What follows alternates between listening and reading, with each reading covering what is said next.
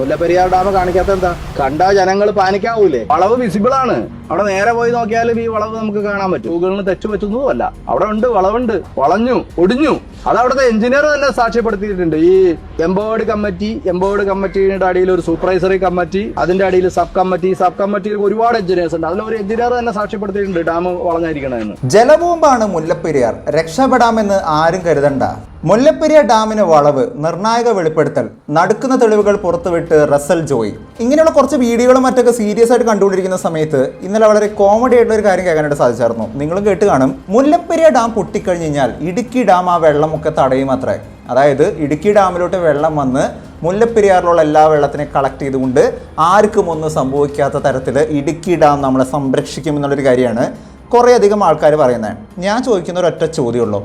നിങ്ങളുടെ കയ്യിൽ Google map ഉണ്ടെന്നുണ്ടെങ്കിൽ ചുമ്മാ ആ ഗൂഗിൾ മാപ്പ് ഒന്ന് എടുത്തു നോക്കിയിട്ട് ഇടുക്കി ഡാമിൽ നിന്നും മുല്ലപ്പെരിയാർ ഡാം വരെ, അതായത് ഫ്രം ദ പോയിന്റ് മുല്ലപ്പെരിയാർ ഡാമിൽ നിന്നും ഇടുക്കി ഡാം വരെയുള്ള ഒരു സാറ്റലൈറ്റ് മാപ്പ് മാത്രം നിങ്ങൾ നോക്കിക്കഴിഞ്ഞാൽ നിങ്ങൾക്ക് കാണാനായിട്ട് സാധിക്കും. ഈ വെള്ളം ഒഴുകി പോകുന്ന റൂട്ടാണ് നിങ്ങൾക്ക് ഇവിടെ കാണാനായിട്ട് സാധിക്കുന്നത്. ഈ വെള്ളം ഒഴുകി പോകുന്ന ഏരിയകളിലൊക്കെ നിങ്ങൾക്ക് നിരവധി അധികം വീടുകളും മറ്റൊക്കെ കാണാനായിട്ട് സാധിക്കും. ഉദ്ദേശം 70,000-ൽ പരം ആൾക്കാർ വിത്തിൻ 40 മിനിറ്റിനുള്ളിൽ ഇടുക്കി ഡാമിലോട്ട് ഈ വെള്ളം ചെല്ലുന്ന സമയം കൊണ്ട് തന്നെ മരണപ്പെട്ടിരിക്കും എന്നുള്ളൊരു കാര്യമാണ് റിപ്പോർട്ടുകൾ കൃത്യമായിട്ട് പറയുന്ന ഒരു കാര്യം എന്ന് പറയുന്നത്. ഈ മരണപ്പെട്ടു പോയിരിക്കുന്ന 70,000 പേർക്ക് ആരും ഉത്തരവാദിത്തം പറയുന്നുള്ളൊരു കാര്യമാണ്. പേടിപ്പിക്കാൻ വേണ്ടി പറയുന്നതല്ല. പക്ഷെ ഞാൻ നിങ്ങൾക്ക് ഇന്നൊരു ക്ലിയർ കട്ട് സ്റ്റേറ്റ്മെന്റ് ഞാൻ പറയാനായിട്ട് പോവാണ്. കൃത്യമായിട്ട് മനസ്സിലാവും മുല്ലപ്പെരിയാർ ഡാം പൊട്ടുമോ ഇല്ലയോ എന്നും, മുല്ലപ്പെരിയാർ ഡാം ഇരിക്കുന്ന സ്ഥലത്തിന്റെ പ്രത്യേകതയും, മുല്ലപ്പെരിയാർ ഡാമിൽ നിന്ന് വെള്ളം വന്നു കഴിഞ്ഞാൽ ഏതെല്ലാം ഡിസ്ട്രിക്റ്റുകളിൽ എത്തുമെന്നും അതിന്റെ പവർ എത്രത്തോളം ആണെന്നുള്ളൊരു കാര്യം, നിങ്ങൾ ഇരിക്കുന്ന സ്ഥലത്തേക്ക് എത്തുന്നുണ്ടോ എന്നുള്ളൊരു കാര്യം നിങ്ങൾ ക്ലിയർ ആയിട്ട് നോക്കുക. കാരണം അതിനെക്കുറിച്ച് നമ്മൾ കൃത്യമായിട്ടൊന്ന് പറയാനായിട്ട് പോവാണ്. മുല്ലപ്പെരിയാർ ഡാം എന്ന് പറയുന്ന ഡാം കൺസ്ട്രക്ട് ചെയ്തിരിക്കുന്ന സമയം എന്ന് പറയുന്നത് 1887 to 1895 എന്ന് പറയുന്ന ഒരു കാലഘട്ടത്തിനുള്ളിലാണ്. ബ്രിട്ടീഷ് എഞ്ചിനീയർ ആയിട്ടുള്ള ജോൺ പെനിക്വിക് എന്ന് പറയുന്ന ഒരാളാണ് ഈ ഒരു ഡാം അന്ന് കൺസ്ട്രക്ട് ചെയ്തത്. 1895 ഈ ഒരു ഡാം കൺസ്ട്രക്ട് ചെയ്തിരിക്കുന്ന സമയത്ത് അദ്ദേഹം പറഞ്ഞിരിക്കുന്ന ഒരു കാര്യം എന്ന് പറയുന്നത് 50 വർഷമാണ് ഈ ഒരു ഡാമിന്റെ മാക്സിമം ഏജ് ലിമിറ്റ് എന്നുള്ളൊരു കാര്യമാണ്. ഇതിന്റെ അപ്പുറത്തോട്ട് ഈ ഒരു ഡാം നിലനിൽക്കില്ല എന്നുള്ളൊരു കാര്യമായിരുന്നു. ഡീകമ്മീഷൻ ചെയ്യണം എന്നുള്ളൊരു കാര്യമായിരുന്നു അദ്ദേഹം അന്ന് പണിയുന്ന സമയത്ത് പറഞ്ഞിരിക്കുന്ന ഒരു കാര്യം എന്നുണ്ടെങ്കിലും ഇന്ന് ഈ ഡാമിന്റെ വയസ്സ് എത്രയാണെന്ന് നോക്കുകയാണെന്നുണ്ടെങ്കിൽ 128 അല്ല 129 വർഷമാകാനായിട്ട് പോകുന്നു എന്നുള്ളൊരു കാര്യം വേണം നിങ്ങൾ മനസ്സിലാക്കാനായിട്ട്. കേരള സർക്കാർ പറയുന്നു ഈ ഒരു ഡാം എല്ലാം പൊട്ടിപ്പോകും, ഭയങ്കര വലിയൊരു ഡിസാസ്റ്ററാണ് വരാനായിട്ട് പോകുന്നതെന്ന് കേരള സർക്കാർ പറയുന്ന സമയത്ത് തമിഴ്നാട് സർക്കാർ ഉറപ്പിച്ച് പറയുന്ന ഒരു കാര്യം എന്ന് പറയുന്നത് ഈ ഡാം ഒരിക്കലും പോലും പൊട്ടില്ല എന്നുള്ളൊരു കാര്യമാണ്. കാരണം ഈ ഡാമിന് വേണ്ട രീതിക്കുള്ള റിപ്പയറിംഗ് മറ്റൊക്കെ ചെയ്യുന്നുണ്ട്. സുപ്രീം കോടതിയിൽ വിധി പറയുന്ന ഒരു കാര്യം നോക്കുകയാണെന്നുണ്ടെങ്കിൽ ഈ ഡാമിന് വേണ്ടത്ര രീതിക്കുള്ള ഒരു റിപ്പയറിംഗ് മറ്റൊക്കെ ചെയ്ത് കഴിഞ്ഞാൽ ഡാം നിങ്ങൾക്ക് ഉപയോഗിക്കാമെന്നുള്ളൊരു കാര്യം തന്നെയാണ് സുപ്രീം കോടതി പറയുന്നത്. പക്ഷേ എൻ്റെ ഒരു ചോദ്യം എന്താണെന്ന് നോക്കുകയാണെന്നുണ്ടെങ്കിൽ നിങ്ങൾക്ക് ചുമ്മാ പത്രം വായിക്കുന്ന ആൾക്കാരാണെന്നുണ്ടെങ്കിൽ അല്ലെങ്കിൽ കയ്യിൽ ഗൂഗിൾ ഉണ്ടെന്നുണ്ടെങ്കിൽ മുല്ലപ്പെരിയാർ എന്ന് പറയുന്ന ഡാം ഇരിക്കുന്ന സ്ഥലത്തിനെ കുറിച്ച് റിസർച്ച് ചെയ്യുകയാണെന്നുണ്ടെങ്കിൽ നിങ്ങൾക്ക് കാണാൻ പറ്റുന്ന ഒരു പ്രധാനപ്പെട്ട കാര്യമുണ്ട്. മുല്ലപ്പെരിയാർ ഡാം സ്ഥിതി ചെയ്യുന്ന ഏരിയ എന്ന് പറയുന്നത് പെരിയാർ നദിയുടെ കുറുക്കെയാണ്. ഇവിടെ നമ്മൾ നോക്കുകയാണെന്നുണ്ടെങ്കിൽ നമുക്ക് കാണാൻ പറ്റുന്ന ഒരു പ്രധാനപ്പെട്ട പേരാണ് വെസ്റ്റേൺ ഗട്ട്സ് എന്ന് പറയുന്ന ഒരു പേര് എന്ന് പറയുന്നത്. വെസ്റ്റേൺ ഗട്ട്സ്, പശ്ചിമഘട്ടം എന്ന് പറയുന്ന ഒരു പേര് എന്ന് പറയുന്നത്. ഞാൻ എന്തുകൊണ്ട് ഈ പേര് പറഞ്ഞു എന്നുള്ളൊരു കാര്യം നിങ്ങൾ ചിന്തിക്കൂലേ? കഴിഞ്ഞ ദിവസം വയനാട് നടന്നിരിക്കുന്ന ദുരന്തത്തിനെ കുറിച്ചൊന്നും ഞാൻ പറയേണ്ട ആവശ്യമില്ല അല്ലേ? ജാതിയില്ല, മതമില്ല, സ്വന്തം ശരീരം പോലും തിരിച്ചറിയാൻ പറ്റാത്ത രീതിക്ക് എത്ര പേരെ സംസ്കരിക്കുന്ന ചടങ്ങ് നമ്മൾ കണ്ടു. ഈ ദുരന്തം സംഭവിച്ചിരിക്കുന്ന വയനാട്ടിലുള്ള ഈ സ്ഥലം എന്ന് പറയുന്നത് വെസ്റ്റേൺ ഗട്ട്സിലുള്ള ESZ സോൺ 1 എന്ന് പറയുന്ന കാറ്റഗറിയിൽ ഉൾപ്പെടുത്തിയായിരുന്ന ഗാഡ്ഗിൽ റിപ്പോർട്ട്, മാധവ് ഗാഡ്ഗിൽ റിപ്പോർട്ടിനെ കുറിച്ച് നമ്മൾ കഴിഞ്ഞ വീട്ടിൽ കൃത്യമായിട്ട് പറഞ്ഞിട്ടുണ്ട്. ഈ റിപ്പോർട്ട് അനുസരിച്ച് നോക്കുകയാണെന്നുണ്ടെങ്കിൽ അവിടെ ഇങ്ങനെ ഒരു പ്രശ്നം സംഭവിക്കുമെന്ന് മുൻകൂട്ടി തന്നെ സൂചിപ്പിച്ചിരുന്ന ഒരു സ്ഥലത്ത് തന്നെയാണ് ഇന്ന് 14 വർഷങ്ങൾക്ക് ശേഷം വയനാട് ഇത്ര വലിയ ദുരന്തം ഉണ്ടായിരിക്കുന്നത്. ഇതേ തന്നെ പശ്ചിമഘട്ടത്തിന്റെ ഭാഗമായിട്ട് വരുന്ന ഒരു ഏരിയയാണ് മുല്ലപ്പെരിയാർ ഡാം സ്ഥിതി ചെയ്യുന്ന ഏരിയ എന്നുള്ളൊരു കാര്യം നിങ്ങൾ മനസ്സിലാക്കുകയാണെങ്കിൽ തന്നെ നിങ്ങൾക്കൊരു കൃത്യമായിട്ടുള്ളൊരു ഉത്തരം ഇപ്പം തന്നെ കിട്ടിക്കാണും. ഇനിയും ഡാം പൊട്ടില്ല എന്ന് പറയുന്ന ആൾക്കാരോട് പൊട്ടില്ല എന്ന് തന്നെ ഞാനും വിശ്വസിക്കുകയാണ്. കാരണം നമ്മുടെയൊക്കെ ഒരു ശുഭാപ്തി വിശ്വാസം തന്നെയാണല്ലോ, എപ്പോഴും പോസിറ്റീവായിട്ടിരിക്കാന്നുള്ളൊരു കാര്യം തന്നെയാണല്ലോ നമ്മുടെ രീതി എന്ന് പറയുന്നത്. മുല്ലപ്പെരിയാർ ഡാം പൊട്ടില്ല എന്ന് തന്നെ അങ്ങ് വിശ്വസിക്കാം. നമുക്കിനി കുറച്ച് കണക്കുകളിലോട്ട് കിടക്കാം. ഏതൊരു കുഞ്ഞിക്കുട്ടിക്ക് പോലും മനസ്സിലാവുന്ന തരത്തിലുള്ള ഒരു ഫിസിക്സ് ആണ് നമ്മളിവിടെ പറയാനായിട്ട് പോകുന്നത്. നിങ്ങൾ പൊട്ടൻഷ്യൽ എനർജി, കൈനറ്റിക് എനർജി എന്ന് പറയുന്ന 2 വാക്കുകൾ കേട്ടിട്ടുണ്ടാവും. പണ്ടൊക്കെ ഫിസിക്സിൽ പഠിച്ചിരിക്കുന്ന 2 ടേമാണ്. വളരെ സിമ്പിളായിട്ട് പറയുകയാണെന്നുണ്ടെങ്കിൽ വളരെ സിമ്പിളായിട്ട് പറയുകയാണെന്നുണ്ടെങ്കിൽ എൻ്റെ കയ്യിലിരിക്കുന്നത് ഒരു ചിറ്റികയാണെന്ന് വിചാരിക്കാം. ഞാൻ ആ ചിറ്റിക എടുത്ത് പൊന്തിക്കുന്ന സമയത്ത് ഒരു എനർജി ഉണ്ടാകുന്നുണ്ട്. പക്ഷേ ആ ഒരു എനർജി കൊണ്ട് ഞാൻ എന്തെങ്കിലും തകർക്കാനായിട്ട് ശ്രമിച്ചു കഴിഞ്ഞാൽ പൊട്ടിപ്പോകില്ല അല്ലേ? എന്നാൽ ഇതേ സമയത്ത് ഞാൻ ആ ചുറ്റിക താഴ്ത്തോട്ടേക്ക് ഇങ്ങനെ അടിക്കുന്ന സമയത്ത് ഒരു എക്സ്ട്രാ എനർജി ഉണ്ടാകുന്നു, ആ ഒരു വസ്തു പൊട്ടിക്കാനായിട്ട് സാധിക്കുന്നു. ഇവിടെ ആക്ച്വലി സംഭവിക്കുന്നത് പൊട്ടൻഷ്യൽ എനർജി ആൻഡ് കൈനറ്റിക് എനർജിയുടെ ഡിഫറൻസ് ആണ്. ഞാൻ കൊടുത്തേക്കുന്ന ചെറിയൊരു എഫേർട്ട് ആണെന്നുണ്ടെങ്കിൽ അതിനെ കൈനറ്റിക് എനർജി ആയിട്ട് കൺവേർട്ട് ചെയ്യുന്ന സമയത്താണ് ഈ ഒരു ചുറ്റിക കൊണ്ട് എനിക്ക് വലിയൊരു വസ്തുവിനെ പോലും പൊട്ടിക്കാനായിട്ട് സാധിക്കുന്നത്. അതുപോലെ ഫുട്ബോൾ നിങ്ങൾ തട്ടുന്നുണ്ടെങ്കിൽ ആ ഫുട്ബോൾ നീങ്ങി പോകുന്ന ഒരു എനർജീനെ കൈനറ്റിക് എനർജി എന്ന് പറയാം. അതായത് energy in A motion. Potential energy എന്ന് പറയുന്ന ഒരു കാര്യം കാൽക്കുലേറ്റ് ചെയ്യുകയാണെന്നുണ്ടെങ്കിൽ മുല്ലപ്പെരിയാർ ഡാം പൊട്ടുമോ ഇല്ലയോ എന്നുള്ളൊരു കാര്യം നമുക്ക് കണ്ടുപിടിക്കാനായിട്ട് സാധിക്കുമെന്നുള്ളൊരു കാര്യം അഡ്വക്കേറ്റ് റസൽ ജോയ് തന്നെ പറയുന്നതായിട്ട് കേൾക്കാനായിട്ട് സാധിച്ചായിരുന്നു. ഡാമിന്റെ പൊട്ടൻഷ്യൽ എനർജി കാൽക്കുലേറ്റ് ചെയ്യാൻ പറ്റും. 64 സ്ക്വയർ കിലോമീറ്റർ സ്ഥലത്ത് 15 TMC വെള്ളം കെട്ടി നിർത്തിയാൽ അതിന്റെ പൊട്ടൻഷ്യൽ എനർജി ആണെന്ന് ഒരു 8ാം ക്ലാസ്സിലെ കുട്ടി കാൽക്കുലേറ്റ് ചെയ്ത് പറയും. പൊട്ടൻഷ്യൽ എനർജി കണ്ടുപിടിക്കാനായിട്ട് നമുക്ക് പ്രധാനമായിട്ട് വേണ്ട ഒരു കാര്യം എന്ന് പറയുന്നത് ഡാമിന്റെ ഹൈറ്റ് ആണ്. ഡാമിന്റെ ഹൈറ്റ് എന്ന് പറയുന്ന സമയത്ത് ഡാമിന്റെ ടോട്ടൽ ഹൈറ്റ് നമ്മൾ നോക്കേണ്ട ആവശ്യമില്ല. കാരണം ഡാമിന്റെ ടോട്ടൽ ഹൈറ്റ് എന്ന് പറയുന്നത് 176 അടിയാണെന്നുണ്ടെങ്കിൽ പോലും ഡാമിലുള്ള വെള്ളത്തിന്റെ അളവ് മാത്രമാണ് നോക്കേണ്ട ആവശ്യമുള്ളൂ. ഇതുവരെയുള്ള റിപ്പോർട്ട് അനുസരിച്ച് നോക്കുകയാണെന്നുണ്ടെങ്കിൽ കേരള സർക്കാരിന്റെ രീതി അനുസരിച്ച് നോക്കുകയാണെന്നുണ്ടെങ്കിൽ 132 അടി വരെയാണ് വെള്ളത്തിന്റെ മാക്സിമം കപ്പാസിറ്റി എന്നുള്ളൊരു കാര്യമാണ് പറയുന്നത്. പക്ഷേ വെള്ളം 139 അടിയതിനു ശേഷം മാത്രമാണ് തുറന്നു വിടുന്നത് എന്നുള്ളൊരു കാര്യം വേറൊരു കാര്യമാണ്. കാരണം സുപ്രീം കോടതിയുടെ ഉത്തരവനുസരിച്ച് 142 അടിയായി കഴിഞ്ഞാൽ മാത്രമാണ് വെള്ളം തുറന്നു വിടാനായിട്ട് പാടുള്ളൂ എന്നുള്ളൊരു കാര്യം പറഞ്ഞിരിക്കുന്ന സമയത്ത് ഉദ്ദേശം ഒരു 139 അടിയൊക്കെ ആവുന്ന സമയത്താണ് നമ്മുടെ ഡാമുകളൊക്കെ തുറക്കുന്നത്. പക്ഷേ 132 അടി എന്ന് പറയുന്ന ഏറ്റവും മിനിമം അടി നമുക്ക് നോക്കിക്കൊണ്ട് ഈ ഡാം പൊട്ടുമോ ഇല്ല എന്നുള്ളൊരു കാര്യം നമ്മൾ നോക്കുകയാണെന്നുണ്ടെങ്കിൽ പൊട്ടൻഷ്യൽ എനർജി എന്ന് പറയുന്ന ആ ഒരു ഇക്വേഷൻ നമ്മൾ നോക്കുകയാണെങ്കിൽ PE = mgh എന്നാണ് പറയുന്നത്. ഇതിനകത്ത് H എന്ന് പറയുന്ന ഒരു കാൽക്കുലേഷൻ നമ്മൾ നോക്കുകയാണെന്നുണ്ടെങ്കിൽ മുല്ലപ്പെരിയാറിലുള്ള മാക്സിമം വെള്ളത്തിന്റെ ഹൈറ്റ് എന്ന് പറയുന്ന 132 അടി എന്ന് പറയുന്ന ഒരു അടിയെ നമ്മൾ മീറ്ററിലോട്ട് കൺവേർട്ട് ചെയ്തിട്ട് താഴെയുള്ള ഇടുക്കി ഡാം എന്ന് പറയുന്ന ഡാമിന്റെ ഹൈറ്റ് കൂടി വെച്ച് നമ്മളൊന്ന് മൈനസ് ചെയ്യുകയാണെന്നുണ്ടെങ്കിൽ യഥാർത്ഥത്തിൽ ഈ മുല്ലപ്പെരിയാറിൽ നിന്ന് വരുന്ന വെള്ളത്തിന്റെ അളവും ഈ ഇടുക്കി ഡാമിലോട്ട് എത്തിച്ചേരുന്ന ഒരു വെള്ളത്തിന്റെ അളവും തമ്മിലുള്ള ഒരു ഹൈറ്റ് ഡിഫറൻസ് നമുക്ക് കൃത്യമായിട്ട് മനസ്സിലാക്കാനായിട്ട് സാധിക്കും. അങ്ങനെ മീറ്ററിലോട്ട് കൺവേർട്ട് ചെയ്തിട്ടുള്ള ഒരു വാല്യൂ ആണ് നിങ്ങൾക്ക് ഇവിടെ കാണാൻ സാധിക്കുന്നത്. ഈ രണ്ട് ഡിഫറൻസ് കൂടി വെച്ചുകൊണ്ട് നമുക്ക് mgh എന്ന് പറയുന്ന പൊട്ടൻഷ്യൽ എനർജിയുടെ ആ ഒരു ഇക്വേഷൻ വെച്ച് നമ്മൾ കാൽക്കുലേറ്റ് ചെയ്യുകയാണെന്നുണ്ടെങ്കിൽ potential energy of the water when it is transferred from Mullaperiyar dam to Idukki dam given the Idukki dam's water level is already at 2398.04 feet. ഞാൻ എന്തുകൊണ്ട് ഈ 2398.04 ഫീറ്റ് എന്ന് പറയുന്ന ലെവലിലോട്ട് ഇടുക്കി ഡാമിന്റെ വെള്ളം നിലനിർത്തി എന്നുള്ളൊരു കാര്യം ചോദിക്കുകയാണെന്നുണ്ടെങ്കിൽ ഇടുക്കി ഡാമിന്റെ ഒരു ആവറേജ് കപ്പാസിറ്റി നമുക്ക് ന്യൂസിൽ മറ്റൊക്കെ കാണാനായിട്ട് വരുന്ന ഒരു കാര്യമാണ്. നിങ്ങൾക്കിവിടെ കാണാൻ വരുന്നത് മാതൃഭൂമി ന്യൂസിൽ 2021 വന്നേക്കുന്ന ഒരു ആർട്ടിക്കിളാണ്. ഇടുക്കി ഡാമിൽ 2398 എന്ന് പറയുന്ന ആ ഒരു അളവിൽ വെള്ളം എത്തുന്ന സമയത്താണ് സാധാരണ ലെവലിൽ വെള്ളം തുറന്നു വിടാറായിട്ടുള്ള ഒരു കാര്യം നമുക്ക് കാണാൻ സാധിക്കാറുള്ളത്. ഇതനുസരിച്ച് നോക്കുകയാണെന്നുണ്ടെങ്കിൽ നല്ല മഴക്കാലമായിട്ടുള്ള സമയത്ത് പ്രത്യേകിച്ച് ഓഗസ്റ്റ് മാസങ്ങളിലൊക്കെ ഉദ്ദേശം ഇത്രയധികം വെള്ളം ആ ഒരു ഡാമിനകത്ത് ഉണ്ടാവുന്നൊരു കാര്യം നമുക്ക് ചിന്തിക്കാം.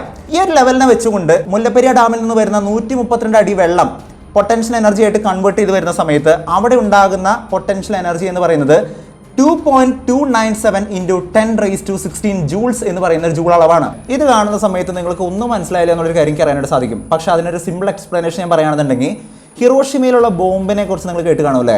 ജപ്പാനിലുള്ള ഹിറോഷിമയിൽ അമേരിക്ക പണ്ടിട്ടായിരുന്ന ഒരു ബോംബിന്റെ കഥ നിങ്ങൾ പണ്ടൊക്കെ വായിച്ചേക്കുന്ന കഥയായിരിക്കും. അവിടെ അന്നിട്ടായിരുന്ന ലിറ്റിൽ ബോയ് എന്ന് പറയുന്ന ബോംബ് ആ ഒരു എനർജി എന്ന് പറയുന്നത് 15 കിലോ ടൺ ഓഫ് TNT ആയിരുന്നു എന്നുള്ളൊരു കാര്യമാണ് പറയുന്നത്. 15 കിലോ ടണ്ണിനെ നമ്മളൊന്ന് ജൂളിലോട്ട് കൺവേർട്ട് ചെയ്യുകയാണെന്നുണ്ടെങ്കിൽ നമുക്ക് കിട്ടുന്ന ഫിഗർ എന്ന് പറയുന്നത് 6.276 × 10⁻13 ജൂൾസ് ആണ്. അതായത് സിമ്പിളായിട്ട് പറയുകയാണെന്നുണ്ടെങ്കിൽ the potential energy of water in Mullaperiyar dam is approximately 2.13 times the energy released by Hiroshima bomb.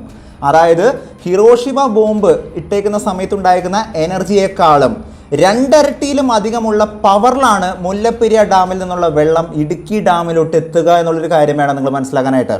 അവിടെ തന്നെ ഒരു കാര്യം വ്യക്തമാണ്. ഇടുക്കി ഡാമിന് വെള്ളത്തിന് തടഞ്ഞു നിർത്താനായിട്ട് സാധിക്കുമോ എന്നുള്ളൊരു കാര്യം ഞാൻ ഇനി പറയേണ്ട ആവശ്യമില്ല. കോമൺ സെൻസ് വെച്ച് ചിന്തിച്ചു കഴിഞ്ഞാൽ തന്നെ നിങ്ങൾക്ക് മനസ്സിലാക്കാനായിട്ട് സാധിക്കും. പക്ഷേ ഇനി ഇടുക്കി ഡാം തടഞ്ഞു എന്ന് തന്നെ ഇരിക്കട്ടെ, ഇടുക്കി ഡാമിന് തടയാനായിട്ട് സാധിച്ചു എന്ന് തന്നെ ഇരിക്കട്ടെ, ദൈവാനുഗ്രഹം കൊണ്ട് ഇടുക്കി ഡാമിന് തടയാനായിട്ട് സാധിച്ചു എന്നുണ്ടെങ്കിൽ ഇടുക്കി ഡാമിൽ ആ സമയത്ത് എത്തുന്ന ഡെബ്രിസ് അല്ലെങ്കിൽ ആൾക്കാരുടെ മരണപ്പെട്ടേക്കുന്ന ആൾക്കാരുടെ എണ്ണം എത്രയാണെന്നുള്ളൊരു കാര്യം നിങ്ങൾക്ക് ചിന്തിക്കാനായിട്ട് പറ്റുമോ? വെറും 40 മിനിറ്റിനുള്ളിൽ മുല്ലപ്പെരിയാറിൽ നിന്നും ഇടുക്കിയിലോട്ട് എത്തിച്ചേരുന്ന വെള്ളത്തിൻ്റെ അളവിനകത്ത് നമുക്ക് കാണാനായിട്ട് സാധിക്കുക 70,000-ഓളം വരുന്ന ആൾക്കാരുടെ മൃതശരീരങ്ങളായിരിക്കും. 70,000-ഓളം വരുന്ന ആൾക്കാരുടെ മൃതശരീരങ്ങൾ എന്ന് പറയുന്ന സമയത്ത് നിങ്ങൾ ചിന്തിക്കേണ്ട കാര്യം അതൊരു ചെറിയ നമ്പറല്ല. 70,000 അല്ലേ ഉള്ളൂ എന്ന് നിങ്ങൾ ചിന്തിക്കാൻ പാടില്ല. കാരണം വയനാട്ടിൽ ഇപ്പോൾ നടന്നേക്കുന്ന ഈ ഒരു ദുരന്തത്തിനകത്ത് 400 പേരോളം ആൾക്കാർക്ക് ദുരന്തം സംഭവിച്ചേക്കുന്ന സമയത്ത്, മരണം സംഭവിച്ചേക്കുന്ന സമയത്ത് തന്നെ അവിടെ ഉണ്ടായിരിക്കുന്ന ഒരു ഇമ്പാക്റ്റിനെ കുറിച്ച് ഞാൻ പറയേണ്ട ആവശ്യമില്ല.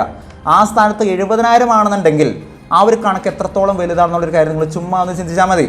അപ്പോൾ ഇടുക്കി ഡാം തടഞ്ഞു നിർത്തിക്കോളും എന്ന് പറയുന്ന ആൾക്കാർ ചിന്തിക്കേണ്ട കാര്യം ഇടുക്കി ഡാം തടഞ്ഞു നിർത്തിയാൽ പോലും കേരളത്തിൽ ഉണ്ടാവുന്നത് ലോകം തന്നെ കണ്ടേക്കുന്ന ഏറ്റവും വലിയ ദുരന്തമായിരിക്കും എന്നുള്ളൊരു കാര്യം നിങ്ങൾ മനസ്സിലാക്കിയിരിക്കുക. ഇനി ഇടുക്കി ഡാം പൊട്ടുന്ന ഒരു സിറ്റുവേഷനിലോട്ട് നമുക്ക് കിടക്കാം. ഇടുക്കി ഡാമിലോട്ട് ഇത്രയധികം വെള്ളം വന്നേക്കുന്ന സമയത്ത് 2 ആറ്റം ബോംബ് ഇട്ടേക്കുന്ന അത്രയും അളവിലുള്ളൊരു വെള്ളത്തിൻ്റെ ഒരു എനർജി വന്നേക്കുന്ന സമയത്ത് ഈ ഡാമിന് താങ്ങാനായിട്ട് സാധിച്ചിട്ടില്ല. ഈ ഒരു ഡാം പൊട്ടിപ്പോകുന്ന ഒരു സിറ്റുവേഷൻ വന്നു എന്ന് വിചാരിക്കാം. ഇടുക്കി ഡാമിൻ്റെ ആർച്ച് ഡാം എന്ന് പറയുന്ന ഡാമാണ് പൊട്ടുന്നതെന്നുണ്ടെങ്കിൽ, അല്ലെങ്കിൽ ഏതൊരു സൈഡ് ആയിക്കോട്ടെ, അതാത് സൈഡിനനുസരിച്ച് ആ ഒരു ഏരിയകൾക്കൊക്കെ ഇമ്പാക്റ്റ് വരുന്നതായിട്ട് കാണാൻ സാധിക്കും.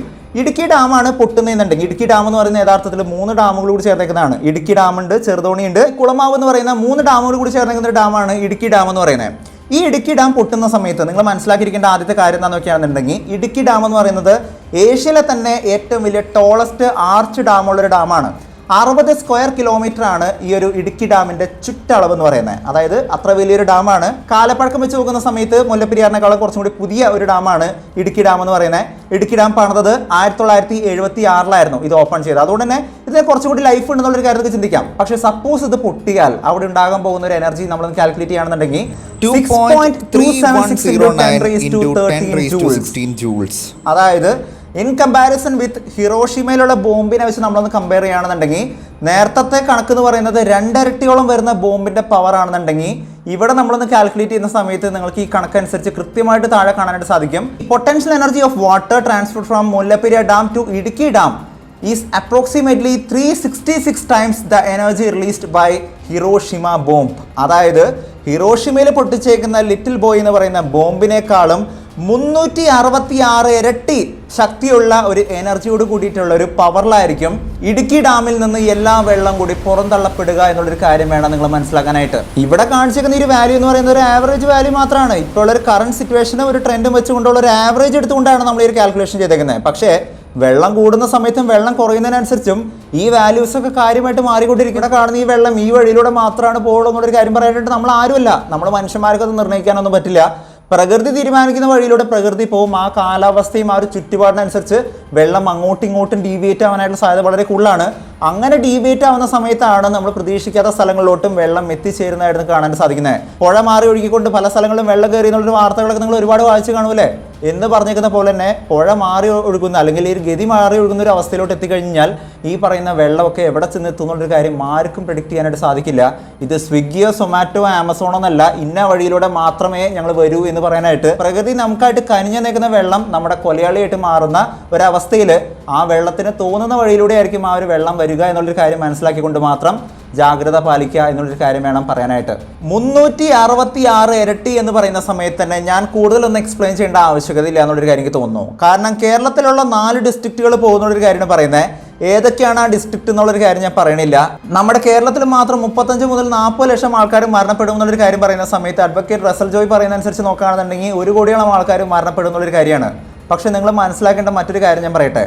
കേരളത്തിൽ 4 ജില്ലകളാണെന്നുണ്ടെങ്കിൽ തമിഴ്നാട്ടിൽ എത്ര ജില്ലകളാണെന്നാണ് നിങ്ങൾ വിചാരിച്ചേക്കുന്നത്? തേനി, ഡിണ്ടിഗൽ, മധുരൈ ആൻഡ് ശിവഗംഗ എന്ന് പറയുന്ന 4 ഡിസ്ട്രിക്റ്റുകൾ കംപ്ലീറ്റ് ആയിട്ടും ഡയറക്റ്റ് ഇമ്പാക്റ്റിനകത്ത് നശിക്കപ്പെടുമെന്നുള്ളൊരു കാര്യം വേണം നിങ്ങൾ മനസ്സിലാക്കാനായിട്ട്. അങ്ങനെ ഉദ്ദേശം 1 കോടിയിൽ മേലെ ആൾക്കാർ മരണപ്പെടുമെന്നുള്ളൊരു കാര്യം മനസ്സിലാക്കിക്കൊണ്ട് മാത്രം മുല്ലപ്പെരിയാർ ഡാം എന്ന് പറയുന്ന ഡാം ഡീകമ്മീഷൻ ചെയ്യണോ അതല്ലെങ്കിൽ മറ്റെന്തെങ്കിലും പ്രതിവിധി ചെയ്യണമെന്നുള്ളൊരു കാര്യം നിങ്ങൾ സ്വമേധയാ ചിന്തിക്കുക. കാരണം ഞാൻ ഇത്രേ പറയാനുള്ളൂ. വയനാട്ടിൽ സോൺ 1 എന്ന് പറയുന്ന ഒരു ഏരിയക്കകത്ത് കിടക്കുന്ന മാധവ് ഗാഡ്ഗിൽ പറഞ്ഞിരിക്കുന്ന റിപ്പോർട്ടിനകത്ത് ESZ1 എന്ന് പറയുന്ന ഒരു സോണിനകത്ത് കിടക്കുന്ന ഒരു ഏരിയ ആണെന്ന് പറഞ്ഞിരിക്കുന്ന സമയത്ത് 14 വർഷം മുന്നേ പറഞ്ഞിരിക്കുന്ന സമയത്ത് അന്നൊന്നും ആരും കാര്യമായിട്ട് ഇതിനെ വലിയ സംഭവമായിട്ടൊന്നും എടുത്തില്ല. പക്ഷെ 14 വർഷങ്ങൾക്ക് ശേഷം നോക്കുകയാണെന്നുണ്ടെങ്കിൽ വെളരിമല എന്ന് പറയുന്ന കൃത്യം സ്പോട്ട് ചെയ്തേക്കുന്ന ഏരിയ, ഞാൻ കഴിഞ്ഞ വീഡിയോയിൽ കൃത്യമായിട്ട് പറഞ്ഞായിരുന്നു, കൃത്യം സ്പോട്ട് ചെയ്തേക്കുന്ന അതേ ഏരിയയിൽ തന്നെയാണ് ഈ അപകടം ഉണ്ടായിരിക്കുന്നത് എന്നുള്ള കാര്യം വേണം നിങ്ങൾ മനസ്സിലാക്കാനായിട്ട്. വൈത്തിരി എന്ന് പറയുന്ന താലൂക്കിനകത്ത് വന്നേക്കുന്ന ഒരു പ്രധാനപ്പെട്ട ഏരിയയാണ് ഈ വെളരിമല എന്ന് പറയുന്ന ഒരു ഏരിയ എന്ന് പറയുന്നത്. ഈ ഒരു ഏരിയയിൽ അപകടം സംഭവിക്കും എന്നുള്ളൊരു കാര്യം മുമ്പേ തന്നെ പറഞ്ഞു തന്നൊരു കാര്യം തന്നെയായിരുന്നു. വൈത്തിരി എന്ന് പറയുന്നത് സോൺ 1 കാറ്റഗറൈസ് ചെയ്ത് തരുന്ന ഒരു ഏരിയ തന്നെയായിരുന്നു. ഇന്ന് അതുപോലെ തന്നെ വെസ്റ്റേൺ ഗട്ട്സിന്റെ പശ്ചിമഘട്ടത്തിന്റെ ഒരു പ്രധാന ഭാഗമായിട്ട് വരുന്ന ഒരു ഏരിയനെയാണ് ഇന്ന് നമ്മൾ കണ്ടുകൊണ്ടിരിക്കുന്ന മുല്ലപ്പെരിയാർ എന്ന് പറയുന്നത്. അതുകൊണ്ട് തന്നെ അപകട സാധ്യത എന്ന് പറയുന്നത് ഒരിക്കലും തള്ളിക്കളയേണ്ട ഒരു കാര്യമല്ല. അദ്ദേഹം പറഞ്ഞേക്കുന്ന ഒരു സ്റ്റേറ്റ്മെന്റ് ഉണ്ട്, അഡ്വക്കേറ്റ് റസൽ ജോയ് പറഞ്ഞേക്കുന്ന ഒരു കാര്യമുണ്ട്. ആൾക്കാരൊക്കെ വിചാരിച്ചിരിക്കുന്നത് വെറും വെള്ളം മാത്രമാണ് വരുന്നതെന്നുള്ളൊരു കാര്യമാണ്. ഞാൻ പറഞ്ഞൊരു കണക്ക് എന്ന് പറയുന്നത് വെറും വെള്ളത്തിന്റെ കണക്ക് മാത്രമാണ്. അതും 132 അടി വെള്ളമുള്ള സമയത്തുള്ള കണക്കാണ് ഞാൻ ഈ പറഞ്ഞ കണക്ക് എന്ന് പറയുന്നത്. എന്നാൽ അതേ സ്ഥാനത്ത് നിങ്ങൾ ചിന്തിച്ച് നോക്കുക, ഇത്രയും മാത്രം വെള്ളം വരുന്നതിൻ്റെ ഒപ്പം സിൽട്ട്, അതായത് ചെളിയുടെ ഒപ്പം തന്നെ മറ്റു തരത്തിലുള്ള ഡെബ്രിസുകൾ, ആൾക്കാരുടെ ഡെഡ് ബോഡികൾ, അതിനൊപ്പം തന്നെ മൃഗങ്ങളുടെ ഡെഡ് ബോഡികൾ എന്നിങ്ങനെയുള്ള സാധനങ്ങളൊക്കെ കൂടി വരുന്ന സമയത്ത് അവിടെ ഉണ്ടാകാൻ പോകുന്ന ഇമ്പാക്റ്റ് എന്താണെന്ന് നിങ്ങൾ ചിന്തിച്ചേക്കുന്നത്. നിങ്ങൾ എന്ത് തമാശകൾ കളിക്കുന്നത് എന്നുള്ളൊരു കാര്യം ഞാൻ ചിന്തിക്കുകയാണ്. കാരണം ഏത് വിധേനയും ഈ ഒരു ഡാമിന് ഒരു പ്രതിവിധി ചെയ്തേ പറ്റൂ എന്നുള്ളൊരു കാര്യം ക്ലിയർ കട്ടായിട്ടുള്ള ഈ ഒരു എക്സ്പ്ലനേഷനിൽ നിന്ന് തന്നെ നിങ്ങൾക്ക് കൃത്യമായിട്ട് മനസ്സിലായിട്ടുണ്ടാവും. ഇവിടെ ഈ പറഞ്ഞേക്കുന്ന ഫിസിക്സ് നിങ്ങൾക്കും കാൽക്കുലേറ്റ് ചെയ്ത് നോക്കാം, ഇത് കറക്റ്റ് ആണോ അല്ലേ എന്നുള്ളൊരു കാര്യത്തിന് കൃത്യമായിട്ടുള്ള ഉത്തരം നിങ്ങൾക്കും കണക്ക് കൂട്ടാനായിട്ട് സാധിക്കും. ഈ ചെല്ലുന്ന വെള്ളമെല്ലാം നമ്മുടെ ഇവിടെയുള്ള എല്ലാ ജില്ലകളെയും പല ജില്ലകളെയും കവർ ചെയ്തുകൊണ്ട് അറബിക്കടലിലോട്ട് ചെല്ലുന്ന സമയത്ത് അറബിക്കടലിൽ ഒരു തിരിച്ചാക്രമണം ഉണ്ടാവും. മുമ്പത്തെ പല സിനാരിയോകളും നമ്മൾ നോക്കുകയാണെന്നുണ്ടെങ്കിൽ പല സ്ഥലങ്ങളും നടന്നേക്കുന്ന ഡാം പൊട്ടിക്കുന്ന സമയങ്ങളിലും വെള്ളപ്പൊക്കം ഉണ്ടായിരിക്കുന്ന സമയങ്ങളിലൊക്കെയും ഈ വെള്ളം കടലിലോട്ട് ചെന്നേക്കുന്ന സമയത്ത് കടൽ ഇതിനെ തിരിച്ചുവിടുന്ന ഒരു പ്രക്രിയയുണ്ട്. അതിനെ സുനാമി എന്നുള്ളൊരു പേരിട്ട് വിളിക്കും. ഒരു ഫ്രീക്ക് പേരൊക്കെയാണല്ലേ.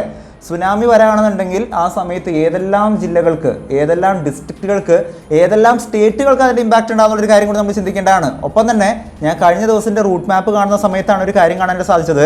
കൊച്ചിൻ ഇന്റർനാഷണൽ എയർപോർട്ട് ഇതിനകത്ത് വരുന്ന ഒരു പ്രധാനപ്പെട്ട ഏരിയ എന്നുള്ളൊരു കാര്യം പറയുന്ന സമയത്ത് ഞാൻ മനസ്സിലാക്കിയ ഒരു കാര്യം എന്താണെന്ന് നോക്കുകയാണെന്നുണ്ടെങ്കിൽ നമ്മളെല്ലാവരും കണ്ടേക്കുന്ന ഈ ഏവിയേഷൻ ഫ്യൂവൽ എന്ന് പറയുന്നത് ഹൈലി ഇൻഫ്ലേമബിൾ ആയിട്ടുള്ള ഒരു സബ്സ്റ്റൻസ് ആണ്. അതായത് പെട്ടെന്ന് കത്തുപിടിക്കുന്ന ഒരു സബ്സ്റ്റൻസ് ആണ്. ഈ സബ്സ്റ്റൻസും കൊച്ചി റിഫൈനറി എന്നുള്ള ആ ഒരു ഓയിലും മറ്റൊക്കെ കൂടി വെള്ളത്തിലോട്ട് ചെല്ലുന്ന സമയത്ത് അവിടെ ഉണ്ടാകാൻ പോകുന്ന ഒരു കറ്റാസ്ട്രോഫി എന്ന് പറയുന്നത്, ഒരു വലിയ ദുരന്തം എന്ന് പറയുന്നത് നമ്മൾക്ക് ചിന്തിക്കാവുന്നതിൻ്റെ അപ്പുറത്തോട്ടാണെന്നുള്ളൊരു കാര്യം കോമൺ സെൻസ് വെച്ച് പറയാൻ പറ്റുന്ന ഒരു കാര്യം തന്നെയാണ്. എന്ന് വെച്ചാൽ ആരെയും പേടിപ്പിക്കാൻ വേണ്ടി നിൽക്കുന്ന ഒരു കാര്യമായിട്ടല്ല ഞാൻ പറയുന്നത്. ഇതിനെല്ലാം പ്രതിവിധികളുണ്ട്.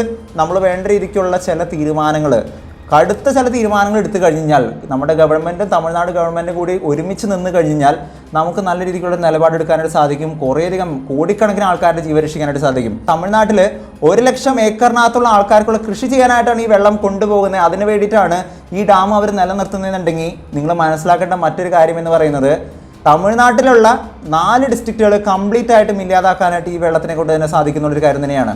അതായത് കറണ്ട് എന്ന് പറയുന്നത് വളരെ നല്ലൊരു സാധനം തന്നെയാണല്ലേ. നമുക്കെല്ലാവർക്കും ഡെയിലി ഉപയോഗിക്കാൻ പറ്റുന്ന ഒരു സാധനം തന്നെയാണ്. പക്ഷേ ഇതേ കറണ്ടിനെ തന്നെ നമ്മൾ തൊടാൻ നിന്ന് കഴിഞ്ഞാൽ എന്തായിരിക്കും അവസ്ഥ? നമ്മളെല്ലാവരും ഷോക്ക് അടിച്ച് മരിച്ചു പോകും എന്ന് പറയുന്ന പോലെ തന്നെയുള്ളൊരു വലിയൊരു ആറ്റം ബോംബാണ് നമ്മുടെ തലയ്ക്ക് മീതെ നിൽക്കുന്നതെന്നുള്ളൊരു കാര്യം. ഒരു ജാഗ്രത പാലിച്ചുകൊണ്ട് അതിന് വേണ്ട നിയമപരമായിട്ടുള്ള കാര്യങ്ങൾ ചെയ്യുക, ആൾക്കാരെ രക്ഷപ്പെടുത്താനായിട്ട് ശ്രമിക്കുക എന്നുള്ളൊരു കാര്യം മാത്രമാണ് എനിക്ക് ഒരു നേരത്തെ പറയാനായിട്ടുള്ളൂ. അതിനായിട്ട് നമ്മുടെ ഗവൺമെൻറ്റുകൾക്ക് സാധിക്കട്ടെ എന്നുള്ളൊരു പ്രതീക്ഷയോട് കൂടി ഞാൻ നിർത്തുന്നു. ബൈ.